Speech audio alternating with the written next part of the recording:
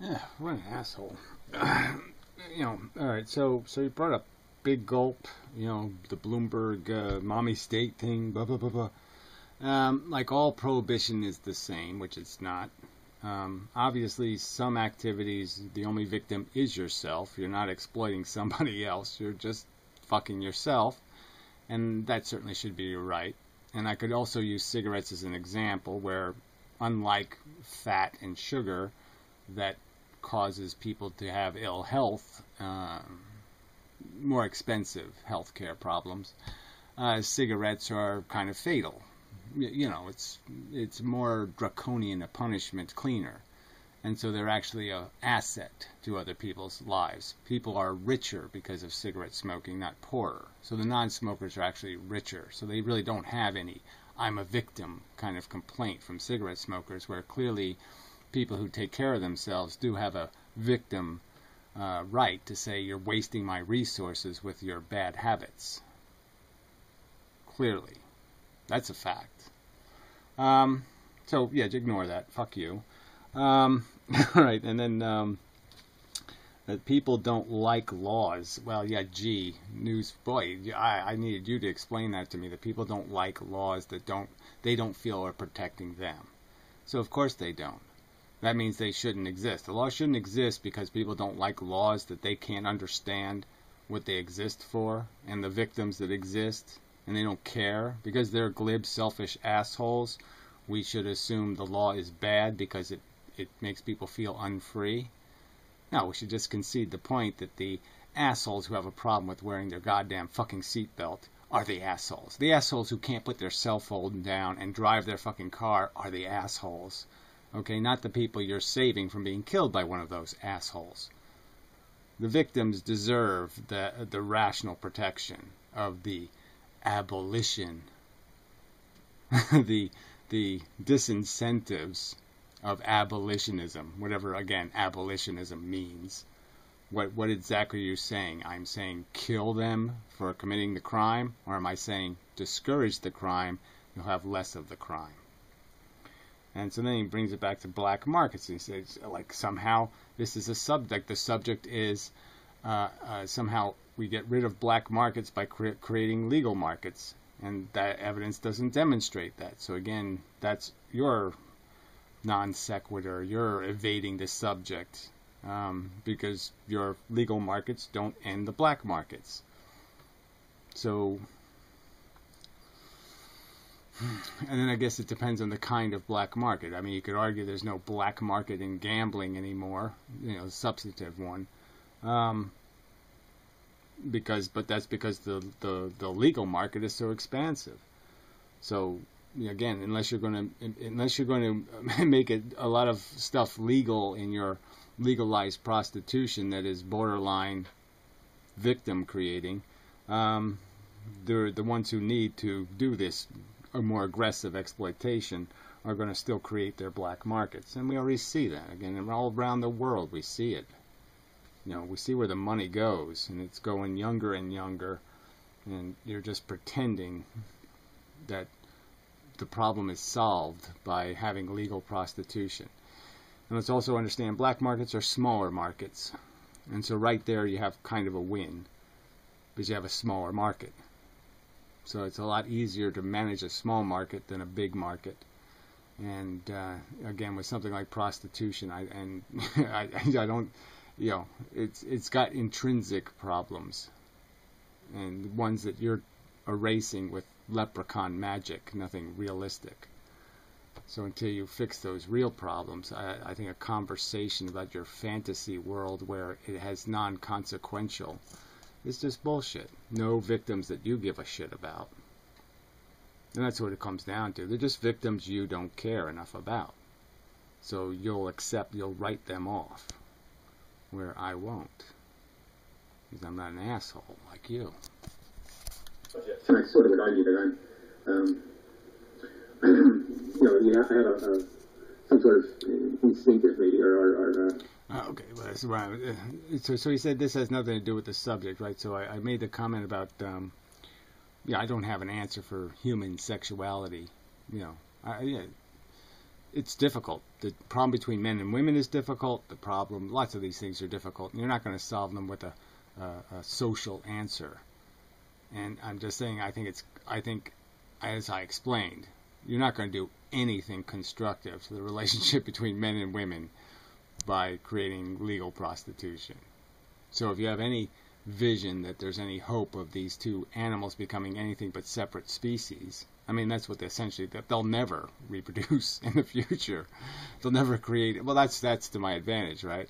No, we'll see the women will reproduce. They'll just do the microwave thing, but yeah, to have anything constructive between men and women, you're not going to have that as soon as you turn it into this monetized, commoditized, crass contract.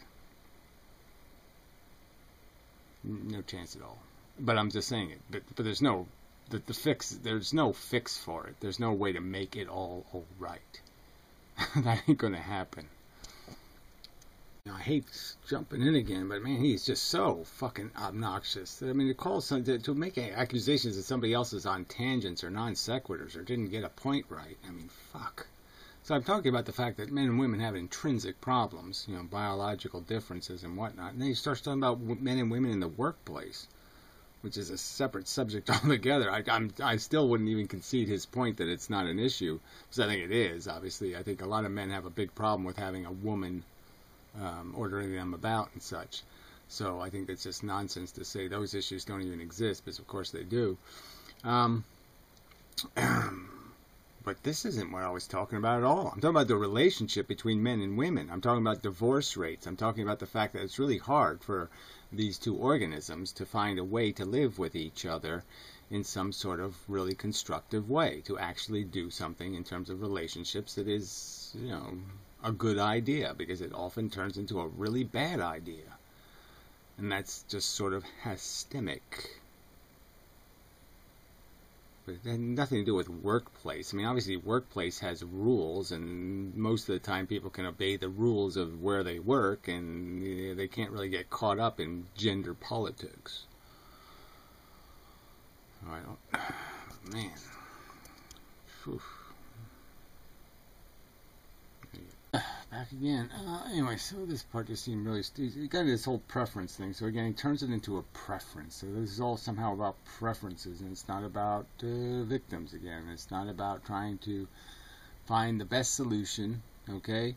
Where, yeah, if somebody wants to be personally self-destructive, and they can make some sort of argument that they're doing so rationally, then yes, they should have the right.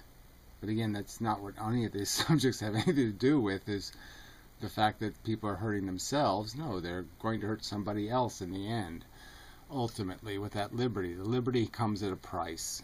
Just like, it's like gun ownership or anything else. If I give you the right to own a gun, then guns are going to end up in the hands of some crazy fuck, or some Alzheimer's loony, or some other kind of circumstance, and people are going to become victims because of it. And you can sort of hear what he thinks the victims hear, I guess, because I can't really believe that he said this shit, but let's see. But he has this minimize the victim mentality, so no real concession that victims exist. I'm getting that stupid spinny thing. Oh, that's just so irritating. Fuck. I hate YouTube sometimes. Far more dispreferences. Alright, dispreferences. Well, that's interesting terminology. Basically, he's going to make the argument, I think, that speeding, not allowing people to speed causes more suffering than the harm that the laws against speeding prevent by preventing the unnecessary accidents. Whether or not they want to get married, they still want to preserve civil unions, knowing that it still results in some of those civil unions going badly.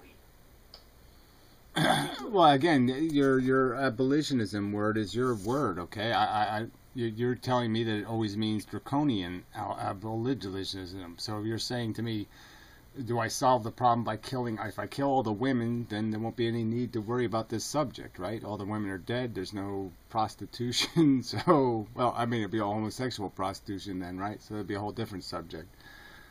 But whatever. I mean, there's no boundaries to this ill reason. The point is what's best. What's best? What's the best solution? And sanction isn't the best solution. We can make speed limits a lot more inconvenient for the overwhelming majority, and in doing so, prevent a good number of fatalities on the road. Far more this preference is actualized in terms of sheer convenience for a minority of fatalities. The cause. So again, somehow the fatalities don't matter, so I guess. Is that what you heard? That's what I heard. For a minority of fatalities. So what if you cripple a couple of kids? Who cares? Speeding is important. I don't think so. Benefit analysis is preposterous, and I would make the argument the same applies to attempting to micromanage an entire profession, an entire segment of the again, you can call it a profession, you can call it lots of things. It's a fucking, it's a depraved state of being that we are stuck in because civilization doesn't provide a normal life for us. Okay, we don't live any kind of natural existence. We live an unnatural, caged animal life, and our psychology gets a little fucked up. But really, the real world is no benefit either, okay? The non-civilization of living our nature would be alpha males, domination, dictatorship, 1 in 100 elephant seals get to have sex, males. Obviously, nature doesn't work for them, so maybe some civilization would be a good idea. Population, just because there's a possibility that you will have prevented people from doing something that they otherwise would rather not have done. Again, I don't care about what they'd rather not have done, so you keep changing the subject to some, I want to manage what people are doing to themselves, and that's not the fucking subject, so you keep talking like prostitution is some non-exploitive, voluntary act that people get into, not because of any kind of pariah mentality. There's no predator shenanigans going on whatsoever. No cries of exploitation can be made. Fuck you. That is just nonsense. And again, if you create your utopia where everybody's a millionaire and then the millionaires decide to be hookers, fine, okay then. I guess you've made your argument that they are psychopathically hookers. And they just must be hookers. So they want to sleep with fat, smelly, dirty, disease-ridden men. Okay. For trinkets. For plastic Cracker Jack prizes. Because they don't need the money. They're just doing it for a pet on the head. Fuck you. Had they been able to see how the future would have unfolded. And a percentage of those people would say, yeah, okay, I wish the government would have stopped me from doing it because I didn't want to end up doing it anyway. Again, that's not the subject. The subject is, I'm only defending things where there's victims, okay? So you want to pretend that I'm not defending things that I'm trying to prevent the victim status. And you want to pretend the argument's about me telling other people how to live their life. And frankly, I would if they're overtly eating poo or something. I think it's only responsible to say, man, you're way out of control there, buddy. Let's see if we can fix that. But I'd also be just as willing to put a bullet in their head. There's no way to spin this into a rational cost-benefit analysis. There's just no way to do it. And I'm someone who's sympathetic. Well, whatever. It says you. There's no way. There's no way. I think the easiest way is not to sit there and say it makes sense to give up and say, let's just let everything turn to shit. No. There's definitely pieces of this rowboat we can preserve. Because on a visceral level, on a snap judgment level, when I see some of this shit going on, I do sort of go, oh, degeneracy. That sort of sucks. What has society come to? Right? So there's that visceral, psychologically inclined, you can say, snap judgment. It's not psychologically inclined. To recognize, again, you're just pretending there's no way to recognize victims. And of course there is. How the hell did you get back in? Did I let you back in? You little beastie. Come on, up here. Got to train everything, right? Everything's got to be trained, and human beings need to be trained and encouraged and, you know, properly incentivized. Come on. You get a pet if you jump up here. Yes, you will. You get a pet. Come on. That's right. See? Reward and punishment. Really important things. And you're just pretending there's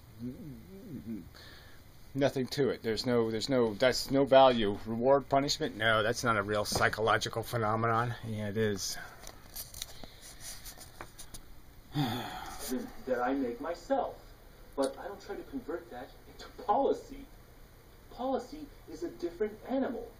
When you analyze policy... Yeah, well, this is just so patronizing and retarded. I mean, again, so, yeah, and I'll point out to you that the victims of your behavior are real. They're not just a statistic somewhere.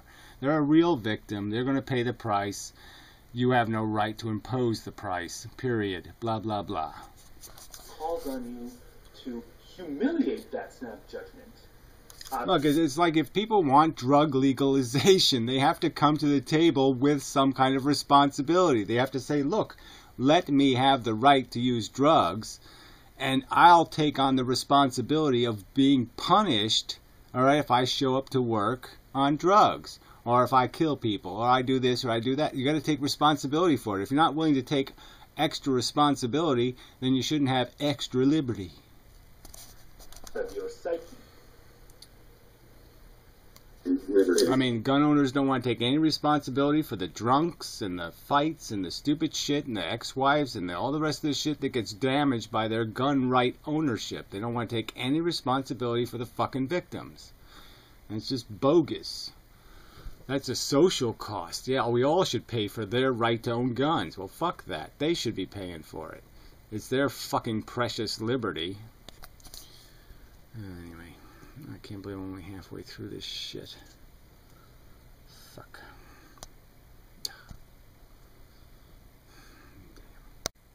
Yeah, alright. So he just keeps denying the existence of victims, and so there's really not much you can do with this. He thinks, you know, there's something he doesn't understand about commoditizing. He doesn't know what that means in terms of the fact that it just means exploitation. That's what it means, profit. You know, lowest common denominator, all that kind of stuff. Okay, so it's, the people really, they choose to be exploited. There's nothing you can do about it. And basically he called it something like cognitively healthy adults, whatever the fuck that means.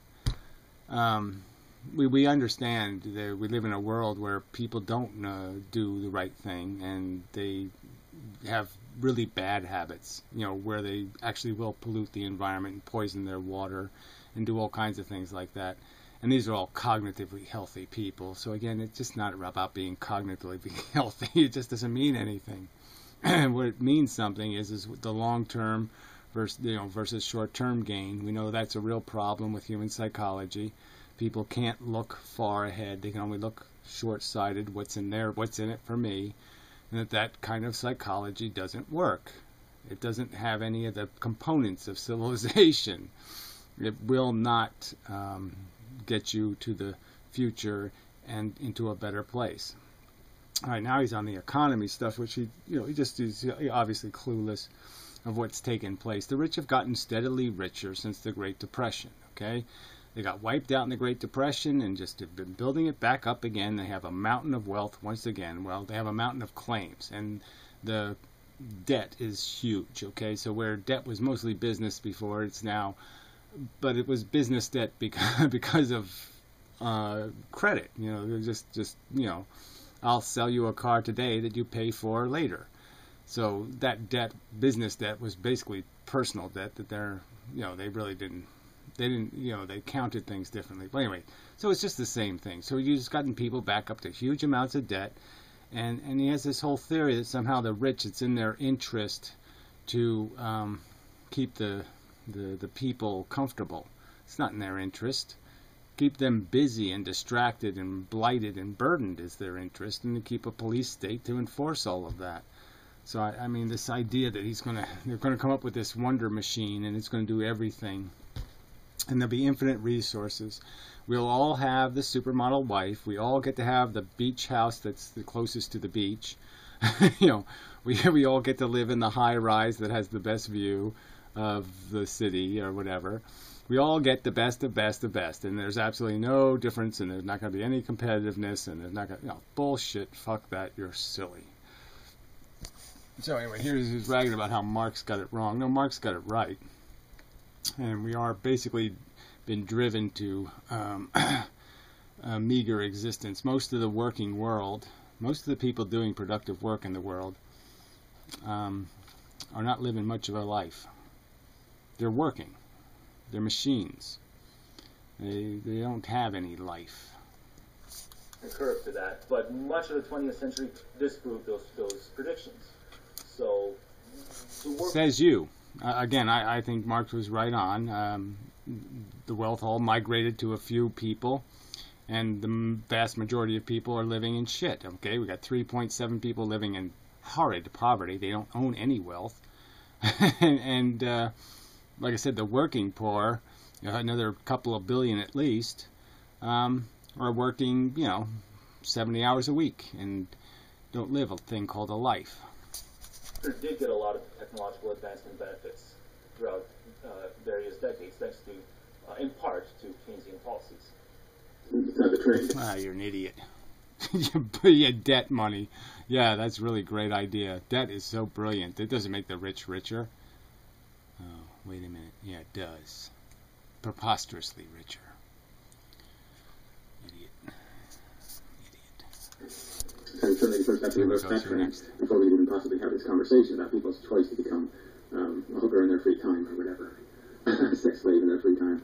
Yeah, I don't think it's going to be that much of a political battle to reverse that trend, or to just simply do away with a few patents and tweak intellectual property laws. Yeah, whatever. So again, I don't know. This is all daydream bullshit. Okay, so we're going to have these magic robots that'll do all the work, and all the rest of us will just sit here and just pollute the fuck out of the planet and just pull resources out of it like it doesn't cost anybody anything, and everything will be just fine. And we won't need any regulation on any of that shit either, right?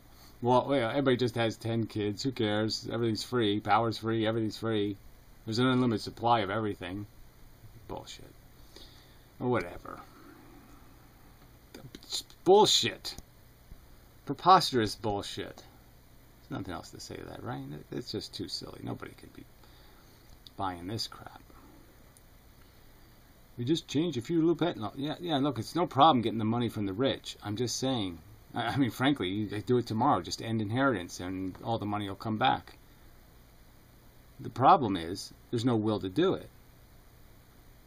Right? And secondarily, part of what's made us so productive is slavery. So that's just the fact. The fact is, we wouldn't have gotten this far, progress-wise, unless we had this horrible exploitation.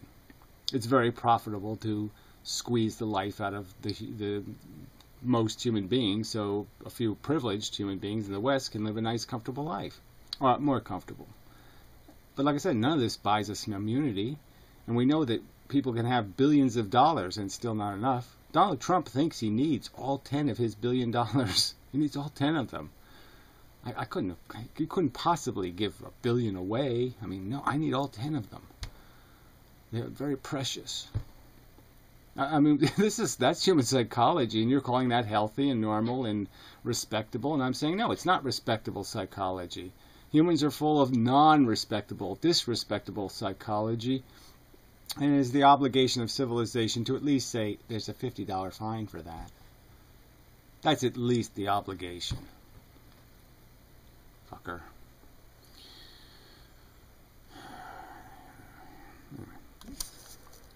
If it were disadvantageous to the rich to do that, then you might have grounds for skepticism, but I don't think it is disadvantageous. They're not stupid. They're going to realize that they don't want 95% of human beings with empty stomachs. Oh, yeah, like they're really afraid. They might have a march on Wall Street, where, I'm not marching unless I get some free pizza. I'm not holding this sign for nothing. Where's my pizza? Sure. Yeah, they're just shaking in their boots, the rich are. But I made the point, so I'm not going to repeat it. As a fantasy item, something to do with You know, I mean, they're pretty close to getting Donald Trump elected president. Do you think the rich are scared? I mean, he's a serious candidate, for fuck's sake. We only have millionaires and billionaires as choices for our leadership. Yeah, the rich are really scared of us. The commies are coming. Obama was more Reagan than Reagan, for fuck's sake. You're really dumb. You've gotten awful dumb. The model must be a damn hell of a lot of lead up there in Canada. Man, you people are getting awful dumb. Alright, so, yeah, he just made the comparison, you know, I said again, all professions, he just keeps comparing hooking to all professions, like it's hairdressing or something. And obviously it's not. It's not even close. So, you know, just keep pretending it's, you know, just because it always has been commoditized and human civilization has always lacked the ability to do something constructive about it, doesn't mean that that's the way it should be. That's like saying dog fighting. Well, we made that illegal. We made bullfighting illegal. We made lots of things illegal, and it's all for the best. All right, the benefits far outweigh the losses in terms of, you know, whatever. And I could argue you could do that with veganism and a lot of other stuff. It could do nothing but improve the physical and mental health of the human organism. No doubt about it. Asshole. This is not a frickin' profession that produces anything of value. Again, this is entertainment nonsense. And again, it's entertainment that costs an awful lot. So if movies, how many kids are you allowed to kill per movie? Let's say we kill 4 kids per movie. Or we, you know, paralyzed is always better, right? 4 little kids paralyzed per million, you know, per $200 million movie or something. Nobody, okay, that's all acceptable. Everybody says, fine, that's okay. Yeah, it's all right with me. It's not my kids, right, of course. Isn't that what it comes down? Not in my backyard, yeah, not my kids. It's okay if you paralyze their kids, but not my kids. Fuck this bullshit. So anyway, I should just say, fuck, this is enough of this video. I think we've beaten enough of it to death, and so again, my fundamental argument is his philosophy is basically negates the existence of victims and pretends that the gratification of human beings is some sort of a real positive that merits real negatives. You can pay real negatives, force somebody else to pay them for the benefits of your gratifications. And fundamentally, that's where I'm saying, no, that isn't acceptable, and we only accept it where we have to. You have to have infrastructure. You have to have bridges. You have to have dangerous things in the world. You don't like it, but you have to. You don't have to legalize prostitution. You can still discourage it, and you can create barriers. It doesn't have to be draconian, but it's abolitionism in the sense that, yeah, there's nothing endorsing it. There's no permission to be an asshole. The society isn't saying, I permit you to be a jackass. No, it's saying, don't be a dirty little scumbag. Yeah, rise above it, shithead. You can do better than paying some poor woman to suck your dick. Eek. Anyway, till next time. Such.